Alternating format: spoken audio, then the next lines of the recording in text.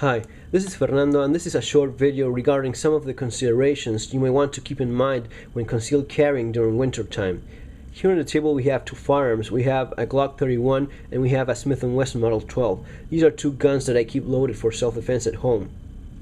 Before talking more, we're going to make sure these guns are safe to handle as we speak. So as I said, they are kept for self-defense, or they are loaded, of course. So first of all, we grab the gun, making sure your trigger finger is off the trigger guard. Okay, we open it, unload it, make sure it's unloaded, and now this gun is safe to handle.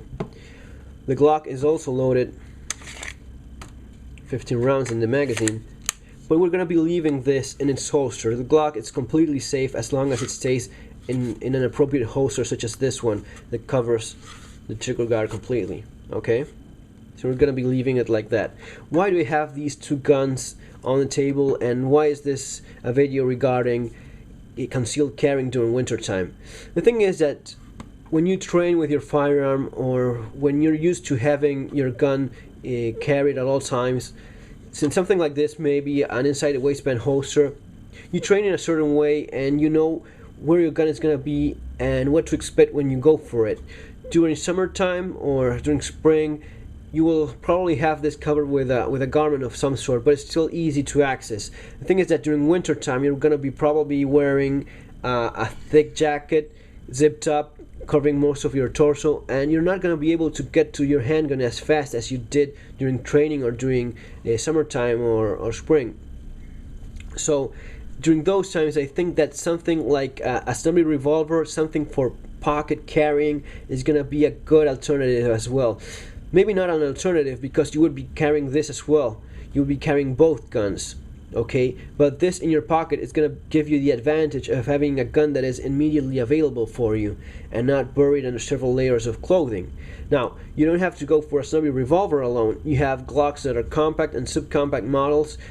That would be even a better alternative, because you could go for one that fires the same caliber, that uses the same magazine, so that's an excellent option. It's even better than this one. But there's nothing wrong with the good old snubby revolver, and it does work very well. This particular model is a Model 12, an airweight version. It has a flat latch, so it is pretty old. It's a bit of a collectible, but it works well, and as long as it works, that's all that matters, right? Now, you may want to go with one that has a spurless hammer, unlike this one, because this can get caught on the clothing as you draw it from your pocket.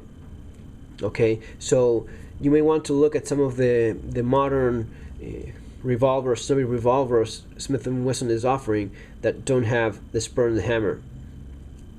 Okay, so if you have something like this, you could overcome that inconvenience by having a good method, placing your thumb over the spur as you draw it. Okay, if this is in your pocket, you grab it, you put your thumb there. As it comes out, you make a curve that makes sure that spur is not catching on anything. Okay, what do I keep in this revolver? I have these. These are knee clads from Federal. These are 158 grain rounds. These are plus P, and I think they're not making exactly these anymore, but Federal is still offering knee clads, and these are a good alternative. These are heavy projectiles. These are plus P. These will penetrate on a naked target, on gelatin, ballistic gelatin. It's going to be penetrating 18 inches. If the gelatin is covered by some sort of garment, imagine a dressed attacker, as attackers usually are.